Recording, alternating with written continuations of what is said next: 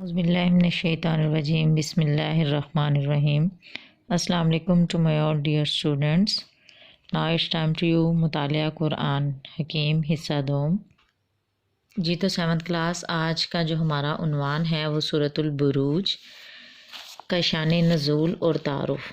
اس کی پڑھائی ہم ایک ظالم بادشاہ اور مومن لڑکے کا قصہ جو کہ پڑھائی مکمل کر چکے ہیں، تو آج ہم جسٹ اس کا شان نزول اور تعارف جو ہے وہ پڑھیں گے۔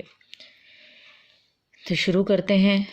یہ صورت نبی کریم صلی اللہ علیہ وآلہ وسلم پر مکی زندگی کے درمیانی دور میں نازل ہوئی۔ یہ وہ دور تھا جب قریش مسلمانوں پر ظلم و ستم کر رہے تھے۔ نبی کریم صلی اللہ علیہ وآلہ وسلم عشاء کی نماز میں سورۃ البروج اور سورۃ الطارق کی بھی تلاوت فرماتے تھے۔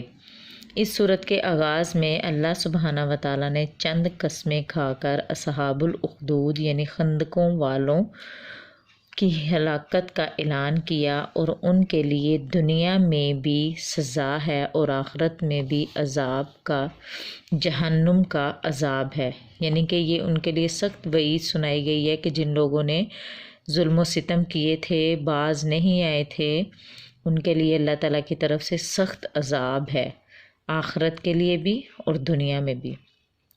اسی طرح ساتھ ہی ساتھ اہل ایمان کو خوشخبری دی کہ مشکلات پر صبر کرنے والوں کے لیے جنت ہے۔ تو کتنا خوبصورت تحفہ ہے یہ، صبر کرنے پر جنت کا تحفہ۔ پھر اس بات سے بھی آگاہ فرمایا گیا کہ اللہ سبحانہ وتعالیٰ کی پکڑ بہت سخت ہے، جس طرح سے فرعون، سمود اور اصحاب الاخدود جیسے ظالم لوگ نہیں بچ سکتے۔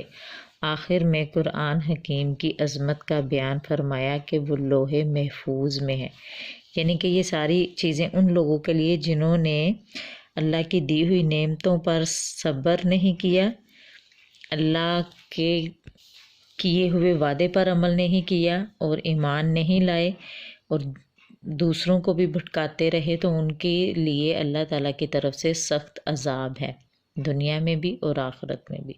تو ہمارا آج کا جسٹ یہی تھا لیسن۔ اس کو آپ نے ایز اے لانگ کویسچن، اتنا مشکل نہیں ہے، یہ آپ لوگوں نے یاد کرنا ہے، سورۃ البروج کا شان نزول اور تعارف۔ تو آج کا جسٹ اتنا ہی لیسن تھا جو آپ لوگوں نے اچھے طریقے سے یہ کویسچن جو ہے یاد کرنا ہے۔ اوکے بیٹا، ٹیک کیئر، اللہ حافظ۔